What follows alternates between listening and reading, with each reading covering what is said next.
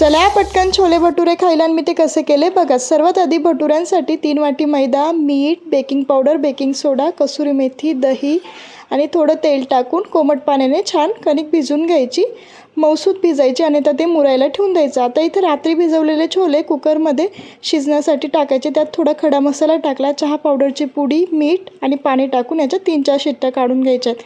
आता 2 कांदे 2 टमाटे असे छान चिरून घ्यायचे। पॅनमध्ये तेल टाकलं, सर्वात आधी कांदे फ्राय करायचे। कांदे फ्राय झाल्यानंतर त्यात टमाटे, अद्रक, लसूण तेही छान फ्राय करून घ्यायचं। आता आपले सर्व कांदे आणि ते फ्राय झाले, ते आता मिक्सरच्या भांड्यात कोथिंबीर टाकून बारीक करून घ्यायचं।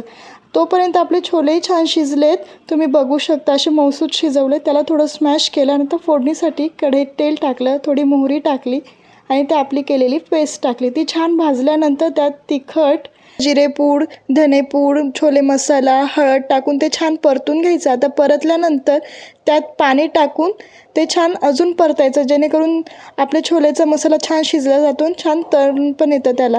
आता आपले ऑलमोस्ट छोलेची भाजी झाली, फक्त पाण्याची कन्सिस्टन्सी तुमच्या हिशोबाने करा।